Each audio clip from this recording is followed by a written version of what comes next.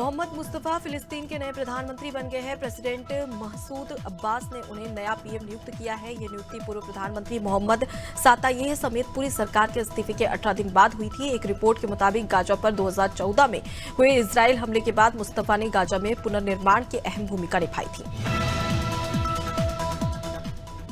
नागरिकता संशोधन कानून के खिलाफ भारत में विपक्षी पार्टियों की आलोचना के बीच पाकिस्तान और अमेरिका ने इस पर प्रतिक्रिया दी है। पाकिस्तान ने सीएए कानून को भेदभावपूर्ण बताया है, तो वहीं अमेरिका ने इस पर चिंता जाहिर की है। पाकिस्तानी विदेश मंत्रालय ने प्रवक्ता मुमताज जहरा बलोच ने कहा कि सीएए कानून का लागू होना हिंदू फासीवाद देश का भेदभावपूर्ण कदम है।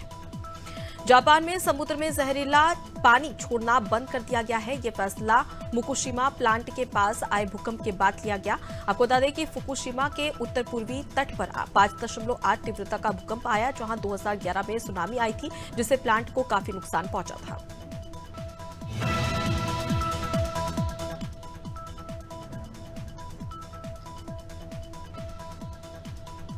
केंद्रीय नागरिक उड्डयन मंत्री ज्योतिरादित्य सिंधिया अल्प प्रवास पर ग्वालियर पहुंचे। इस दौरान रेलवे स्टेशन पर कार्यकर्ताओं ने उनका जोरदार स्वागत किया। बता दें कि बीजेपी ने गुना शिवपुरी लोकसभा सीट से सिंधिया को प्रत्याशी बनाया है।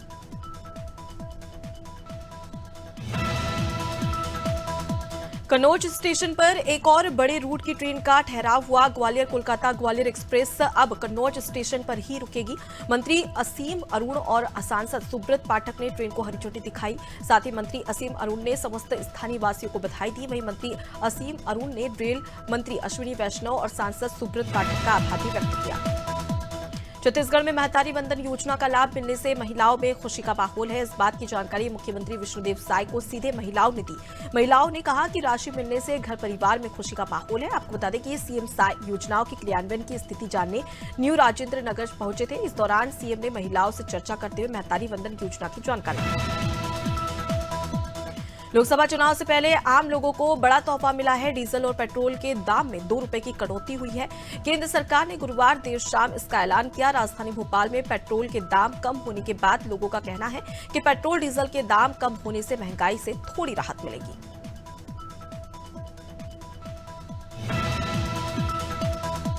लोकसभा चुनाव को लेकर बहुत जल्द अब एनडीए के बीच सीटों का बंटवारा हो सकता है। धीरे धीरे तस्वीर साफ होने लगी है। उधर गया के गोदावरी स्थित अपने आवास पर पत्रकारों से बात करते हुए जीतन राम मांझी ने बेटे संतोष सुमन ने बड़ा बयान दिया है।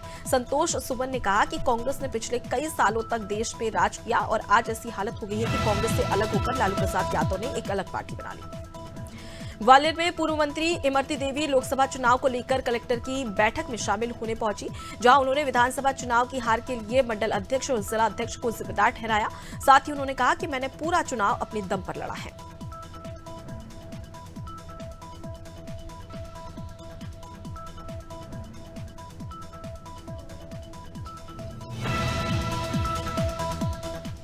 गाजियाबाद के कविनगर क्षेत्र में पति ने पत्नी और बेटे की हत्या कर दी, फिर खुद ही सुसाइड भी कर लेने की कोशिश की। सूचना मिलते ही पुलिस मौके पर पहुंची और घायल युवक को अस्पताल में भर्ती कराया, जहां पुलिस ने मौके से सुसाइड नोट भी मिला है। फिलहाल पुलिस मामले की जांच कर रही है।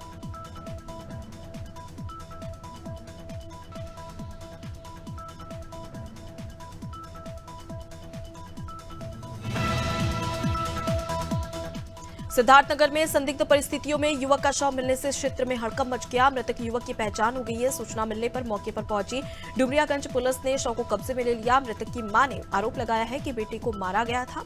वहीं इस मामले को लेकर क्षेत्राधिकारी डुमरियागंज अखिलेश वर्मा ने बताया कि शव को पोस्टमार्टम के लिए भेज दिया है। फिलहाल पुलिस मामले की जांच में जुट गई। बालाघाट के चित्रगुप्त नगर में सिंधी व्यापारी के साथ 3 युवकों ने मारपीट कर जान से मारने की धमकी दी, जहां घटना सीसीटीवी कैमरे में कैद हो गई। इस मामले में भारी संख्या में व्यापारियों ने दुकानों को बंद कर थाना तक पैदल मार्च निकाला। साथ ही पुलिस से सख्त कार्रवाई किए जाने की मांग की। विवाद नाली के पास बने गड्ढे में भरण को लेकर बताया जा रहा है। कानपुर पुलिस को बड़ी सफलता हाथ लगी है। 24 घंटे के अंदर पुलिस ने फायरिंग करने वाले 3 बदमाशों को गिरफ्तार कर लिया। आरोपियों के कब्जे से अवैध तमंचा और कारतूस बरामद की गई है। डीएसपी एस गौतम ने बताया कि देर रात 2 पक्षों में आपस में विवाद हुआ था। इसी बीच बदमाशों ने फायरिंग की थी। स्थानीय लोगों ने सूचना मिलते ही मौके पर पुलिस पहुंची। पुलिस अब बदमाशों की तलाश कर रही है। प्रयागराज में थाना प्रभारी ब्रिज किशोर ने विशेष अभियान चलाकर अफीम खेती अभियुक्त को गिरफ्तार कर लिया है। तहसीलदार हंडिया आकांक्षा मिश्रा ने बताया कि किसान विजय कुमार मौर्य लगभग 10 बीघा जमीन पर अवैध रूप से अफीम की खेती कर रहा था, जिसमें लगभग 900 से ज्यादा अफीम के पौधे पाए गए। इस पौधों को काटकर पुलिस ने अपने कब्जे में लिया है।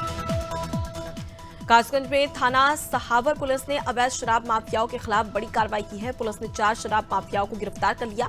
साथ ही आरोपियों के कब्जे से 72 देसी क्वार्टर अवैध शराब बरामद कर ली, जहां पुलिस अधीक्षक अपर्णा रजित कौशिक ने पुलिस को अवैध शराब के खिलाफ विशेष अभियान चलाए जाने के निर्देश भी दिए थे।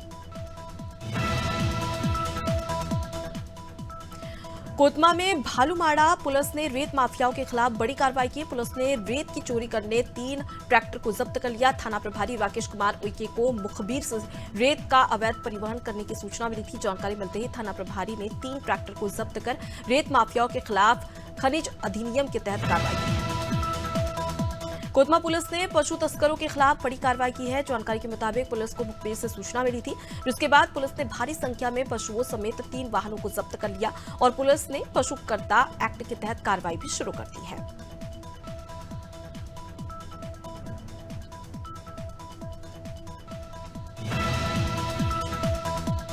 रीवा में तेज रफ्तार का कहर देखने को मिला, जहां सुहागी नेशनल हाईवे पर भीषण सड़क हादसा हो गया। देर रात सुहागी पहाड़ पर एक के बाद एक 5 वाहन आपस में टकरा गए, जहां हादसे में वाहनों के परखच्चे उड़ गए। ओवर स्पीड में ट्रक का स्टीयरिंग फेल होने के चलते यह हादसा हुआ, जहां हादसे में 4 लोगों को गंभीर चोटें आई है। हादसे के कारण नेशनल हाईवे पर कई घंटों तक जाम लगा रहा।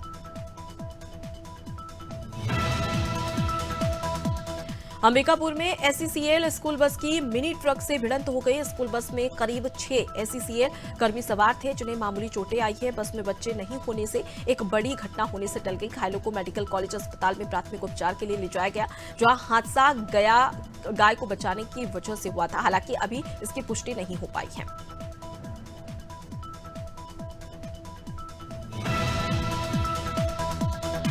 मिर्जापुर के अकोढ़ी गांव के पास बाइक ने स्कॉर्पियो की जोरदार टक्कर हो गई, जहां हादसे में 2 महिला समेत 3 लोगों की दर्दनाक मौत हो गई।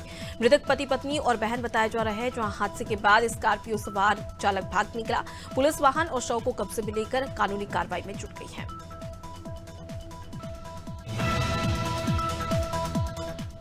सिवनी में पैराडाइज लॉन में अचानक आग लग गई। समय रहते क्षेत्रवासियों ने घटना की सूचना फायर ब्रिगेड को दी, जहां मौके पर पहुंचे फायर ब्रिगेड ने आकर आग पर काबू पाया।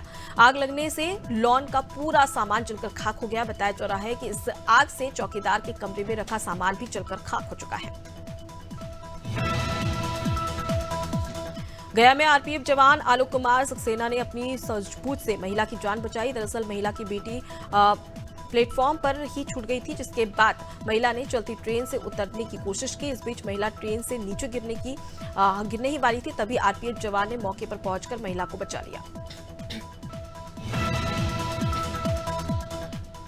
रीवा जिले के बैकुंठपुर थाना क्षेत्र में पुलिसकर्मी ड्यूटी के दौरान अपने वाहन में गहरी नींद में सोते दिखे, जिसका वीडियो सोशल मीडिया पर जमकर वायरल हो रहा है। वीडियो सामने आने के बाद पुलिस अधीक्षक ने जांच कर कार्रवाई की बात कही है।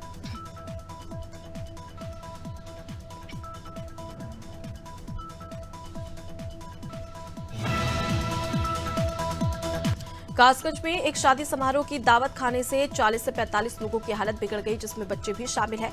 आनन फानन में सभी बीमार लोगों को इलाज के लिए प्राइवेट और सरकारी अस्पताल में भर्ती कराया गया, जहां 10 लोगों की हालत को गंभीर देखते हुए उन्हें जिला अस्पताल रेफर कर दिया गया है। फिलहाल सभी की हालत में सुधार है। सैंपल की जांच होने के बाद सही कारण का पता चलेगा। मानो प्रतापपुर में लगातार हो रही बिजली कटौती से आम जन परेशान है। बिजली न होने से किसान अपनी फसल में पानी नहीं दे पा रहे हैं। लगातार बिजली की कटौती से व्यापारी वर्ग भी परेशान है। अप्रैल मई जून में महीनों में और भी ज्यादा भीषण गर्मी होगी। अभी से मार्च के महीने में बिजली कटौती से लोगों का जीना मुश्किल हो गया है। शासकीय उच्चतर माध्यमिक विद्यालय हरदुआ, खमरिया और बनौली कुआताल परिक्षेत्र में वाटर कूलर की व्यवस्था की गई। वन विभाग ने स्कूल के बाहर वाटर कूलर और छात्रों को बैग का वितरण भी किया। वाटर कूलर का शुभारंभ पवई विधायक प्रहलाद सिंह लोधी ने किया।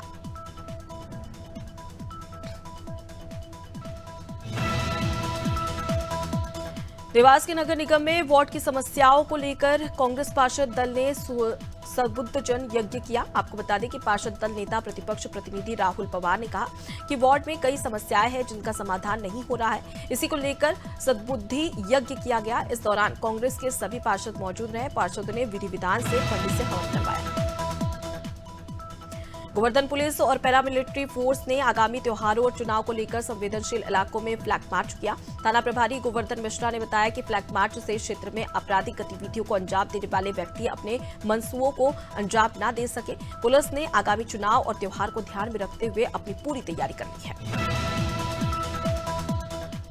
गौरा ब्लॉक के सभागार में बैठक के दौरान सांसद संगम लाल गुप्ता का कार्यकर्ताओं ने विरोध किया। पार्टी की बैठक में सांसद के खिलाफ जमकर नारेबाजी हुई।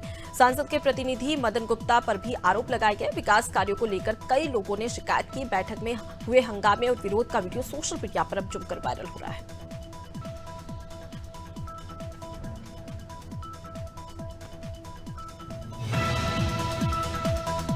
गुरमी में भाजपा सरकार की जन विरोधी नीतियों के विरोध में कांग्रेस ने प्रदर्शन किया। कांग्रेसी नेता राहुल भदौरिया के नेतृत्व में हजारों की संख्या में कांग्रेसी कार्यकर्ता गुरमी नगर की सड़कों पर उतरे।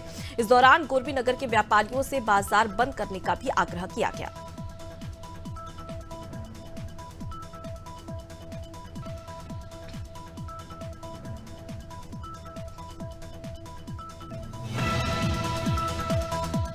कन्नौज में बिना अनुमति के रानी अवंतीबाई लोधी की प्रतिमा स्थापित की गई। प्रशासन को जानकारी हुए तो मंजूरी न होने का हवाला देकर हटवाने को कहा गया।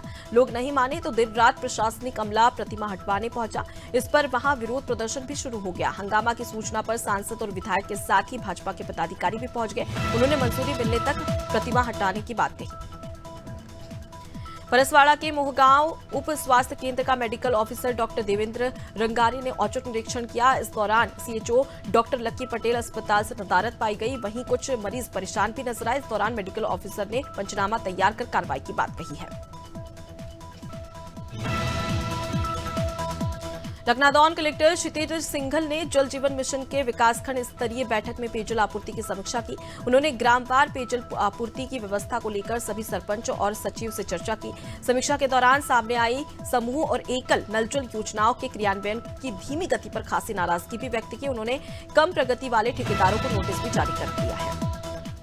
इंदौर में कांग्रेस के लोकसभा अध्यक्ष हिमांशु यादव ने अपने समर्थकों के साथ अग्रसेन चौराहे पर पहुंचकर मिठाई बांटी। हिमांशु यादव का कहना है कि कांग्रेस छोड़कर दूसरी पार्टी में शामिल होने वाले नेताओं के कारण अब नए लोगों को पार्टी में मौका मिलेगा। हिमांशु यादव की माने तो कांग्रेस पार्टी में नेताओं की कमी नहीं है। लखनऊ में लोकसभा चुनाव को लेकर राजनीतिक पार्टियां सक्रिय हो गई है। वहीं इसी कड़ी में पीडीए जनसंवाद यात्रा में जनता और कार्यकर्ताओं ने हुंकार भरी। जनसंवाद यात्रा में हजारों कार्यकर्ताओं ने हुंकार भरी। इस दौरान यात्रा में सपा के कई क्षेत्रीय और दिग्गज नेता भी मौजूद रहे।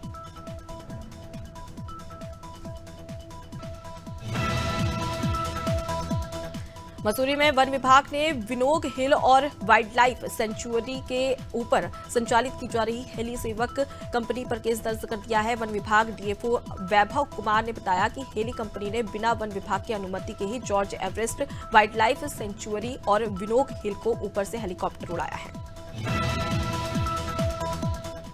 उत्तराखंड के रुद्रपुर में नाबालिग से दुष्कर्म के मामले में पुलिस ने आरोपियों को गिरफ्तार कर लिया। बता दें कि पीड़िता की मां ने आरोपियों के खिलाफ केस दर्ज कराया, जहां महिला का आरोप है कि आरोपी उसकी 15 साल की बेटी को अपने साथ ले गया और उसके साथ दुष्कर्म किया।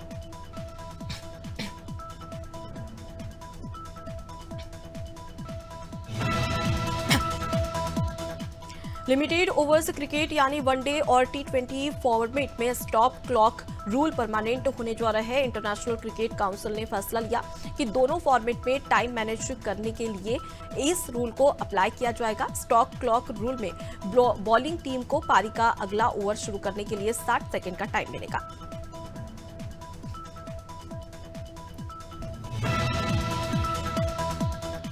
श्रीलंका के पूर्व क्रिकेटर लाहिरू थिरिमाने का कार एक्सीडेंट हो गया है। वे गुरुवार को अपनी फैमिली के साथ मंदिर जा रहे थे, तभी उनकी कार दुर्घटना का शिकार हो गई। 34 साल के थिरिमाने को अनुराधापुरा के एक अस्पताल में एडमिट कराया गया है, जहां पर उनका इलाज जारी है।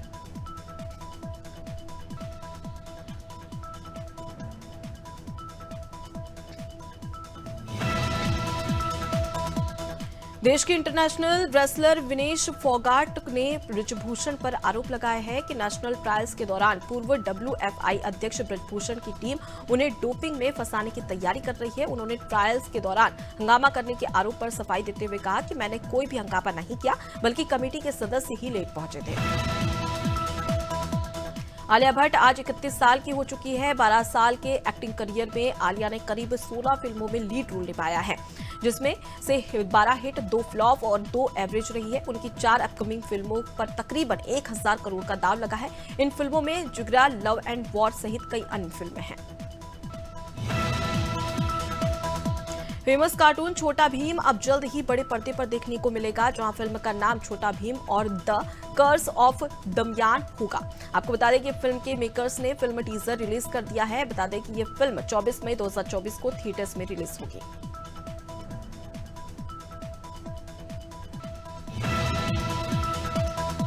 कार्तिक आर्यन ने अपनी कार कलेक्शन में एक नई कार शामिल कर ली है। बीते दिन उन्होंने रेंज रोवर SUV खरीदी है। एक रिपोर्ट्स के मुताबिक इस कार की कीमत 6 करोड़ रुपए बताई जा रही है। नई कार खरीदने की जानकारी कार्तिक ने खुद सोशल मीडिया के पोस्ट के जरिए दी।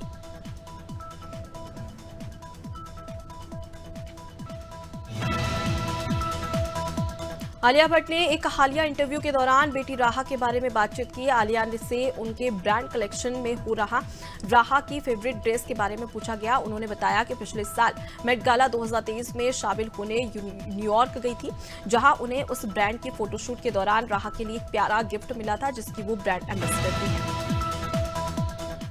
सिद्धार्थ मल्होत्रा स्टारर योद्धा रिलीज हो गई है। बीती रात इस फिल्म की स्क्रीनिंग हुई, जहां स्क्रीनिंग के दौरान सिद्धार्थ मल्होत्रा अपने पूरे परिवार के साथ नजर आए। उनके पिता व्हील चेयर पर बैठे हुए दिखाई दिए, तो वहीं सिद्धार्थ अपने पापा का हाथ थामे स्पॉट भी हुए।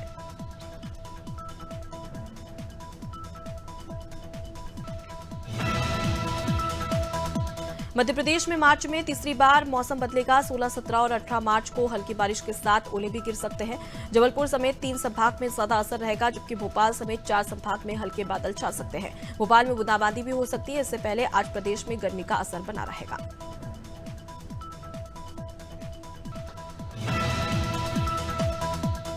पटना सहित पूरे राज्य में गर्मी बढ़ रही है। राज्य में अधिकतम तापमान 36 डिग्री तक पहुंच चुका है। मौसम वैज्ञानिकों ने बताया कि शुष्क पछुआ हवा और कम आर्द्रता के कारण वातावरण में गर्मी बढ़ गई है।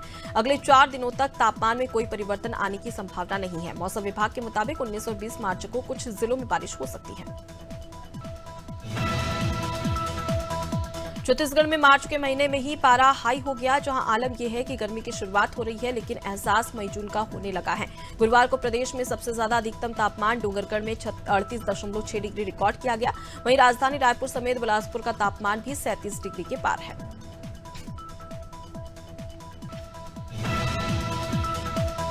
झारखंड में तेज धूप की वजह से लगातार तापमान में बढ़ोतरी देखने को मिल रही है। हालांकि आज मौसम में बदलाव देखने को मिल सकता है। प्रदेश के कई जिलों में बादल छाए रहेंगे। हालांकि बारिश की संभावना नहीं है। 16 मार्च से मौसम में बदलाव महसूस होगा। तापमान में 4 से 5 डिग्री की गिरावट दर्ज की जा सकती है।